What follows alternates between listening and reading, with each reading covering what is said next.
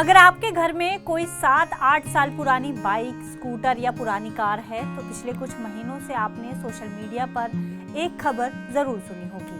Petrol में 20% ethanol यानी E20 मिलने से पुरानी गाड़ियों के इंजन खराब हो रहे हैं, रबर पाइप गल रहे हैं और माइलेज गिर गया है। सरकार और तेल कंपनियों ने लगातार कहा है कि सब कुछ सुरक्षित है, लेकिन आम जनता के मन में डर बना हुआ था। लेकिन अब इस पूरे मामले में देश के सबसे बड़े अर्थशास्त्री और सरकार के मुख्य आर्थिक सलाहकार यानी कि चीफ इकोनॉमिक एडवाइजर वी अनंत नागेश्वरन की एंट्री हुई है। चीफ इकोनॉमिक एडवाइजर ने सरकार को एक बहुत बड़ा और व्यवहारिक सुझाव दिया है। उन्होंने कहा है कि देश में करीब 8 करोड़ पुरानी कार्बोरेटर वाली मोटरसाइकिलें और स्कूटर हैं, जिनके लिए पेट्रोल पंपों पर E10 पेट्रोल यानी कि कम एथेनॉल वाला पेट्रोल दोबारा मिलना चाहिए। यानी नए वाहनों के लिए E20 रहे, लेकिन पुरानी गाड़ियों के मालिकों को E10 चुनने का विकल्प दिया जाए। इतना ही नहीं, उन्होंने देश को ये चेतावनी भी दी है कि एथेनॉल के पीछे आंख मूंदकर भागने से हमारी खाने की थाली भी महंगी हो सकती है। आखिर चीफ इकोनॉमिक एडवाइजर ने ऐसा क्यों कहा? क्या E20 सचमुच आपकी पुरानी बाइक को नुकसान पहुंचा रहा है और आपकी खाने की थाली पर हमला कर रहा है? तो आइए जानते हैं इस वीडियो में। नमस्कार, मेरा नाम है गुंजन मित्तल और आप देख रहे हैं टीवी नाइट भारतवर्ष।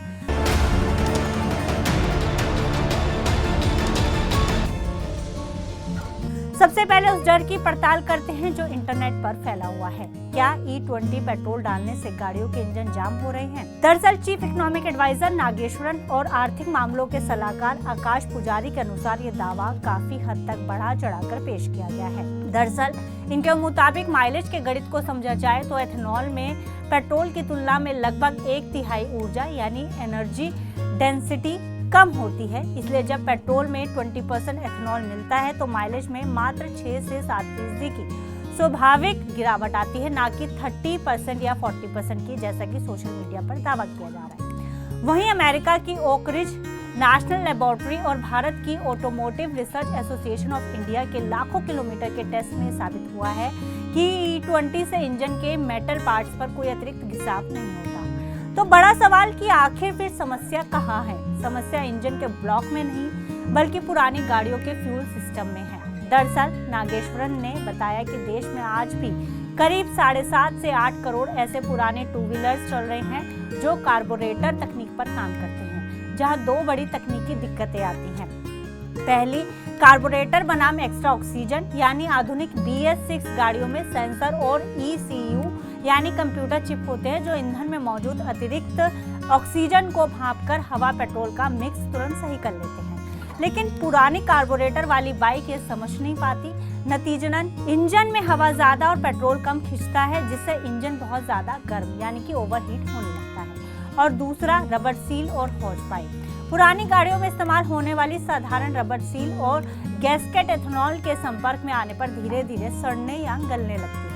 हालांकि इन रबर पार्ट्स को एथेनॉल फ्रेंडली रबर से बदलना बहुत सस्ता होता है, मात्र 200 से 500 रुपए का खर्च आता है। लेकिन देश की 8 करोड़ बाइकों को एक एक करके रेट्रोफिट करने में सालों का समय लग जाएगा। इसलिए जब तक ये काम पूरा नहीं होता तब तक इन गाड़ियों को सुरक्षित रखने के लिए E10 पेट्रोल उपलब्ध कराया जाना चाहिए। अब इस रिपोर्ट का दूसरा और सबसे गंभीर पहलू है रोटी बनाम तेल। अब तक भारत गन्ने के शीरे से एथेनॉल बनाता था, लेकिन जब चीनी में कमी होने लगी तो सरकार ने मक्के और खाद्यान्नों से एथेनॉल बनाने को बढ़ावा दिया। आज देश के कुल एथेनॉल का लगभग 50% मक्के से और 67% अनाजों से बनता है। अब इसका नुकसान समझिए। किसान अब दलहन यानी कि दालों और तिलहन, जिसमें सोयाबीन, मूंगफली, सरसों की जगह मक्का उगाने लगे हैं, जिससे मक्का पोल्ट्री यानी कि मुर्गी पालन और पशु चारे का मुख्य आहार है। जब मक्का पेट्रोल में जलने लगेगा तो पशु चारा महंगा होगा, जिससे दूध, अंडे और चिकन के दाम बढ़ जाएंगे। दूसरी तरफ तिलहन कम उगने से भारत को विदेशों से कुकिंग ऑयल महंगे दामों में डॉलर देकर आयात करना पड़ेगा। यानी एक तरफ हम कच्चा तेल बचाएंगे और दूसरी तरफ खाने का तेल आयात करने में विदेशी मुद्रा को गवा देंगे। इसलिए मुख्य आर्थिक सलाहकार ने साफ कहा है कि भारत को E20 से आगे जैसे E27 या E30 जाने की जल्दबाजी नहीं करनी चाहिए, जब तक कि पूरा खाद्यान्न सुरक्षा का पूरा आकलन ना हो जाए। और अब इसका समाधान क्या है? मूल रोड मैप में यह योजना थी कि देश में E20 के साथ साथ पुरानी गाड़ियों के लिए एक लोअर ब्लेंड यानी कि E10 भी पंपों पर बिकता रहेगा। लेकिन धीरे धीरे पेट्रोल पंपों से E10 पूरी तरह गायब हो गया और सिर्फ E20 ही मिलने लगा। अब मुख्य आर्थिक सलाहकार की सिफारिशें हैं कि पेट्रोल पंपों पर E10 और E20 दोनों का विकल्प दिया जाए ताकि पुरानी बाइक चलाने वाले आम और मध्यम वर्गीय लोगों की गाड़ियां सुरक्षित रहें। और दूसरा, जब तक 8 करोड़ गाड़ियों के रबर कंपोनेंट्स बदल नहीं जाते तब तक जबरन E20 उन पर ना थोपा जाए। और तीसरा, मक्के और पानी के अत्यधिक इस्तेमाल पर नीतिगत सुधार किए जाए। तो दोस्तों, मुख्य आर्थिक सलाहकार के मुताबिक एथेनॉल ब्लेंडिंग देश के लिए पर्यावरण और विदेशी मुद्रा बचाने के लिहाज से बहुत अच्छी योजना है, लेकिन इसके लिए 8 करोड़ आम नागरिकों की पुरानी बाइकों और देश की खाद्य सुरक्षा को नजरअंदाज नहीं किया जा सकता। इसलिए CEA का ये सुझाव आम जनता के हक में एक बहुत बड़ी और राहत भरी पहल है। ऐसे में इस पूरे मुद्दे पर आपकी क्या राय है, हमें कमेंट सेक्शन में जरूर बताइएगा। फिलहाल इस जानकारी में इतना ही। आप इसी तरह की जानकारी के लिए देखते रहिए।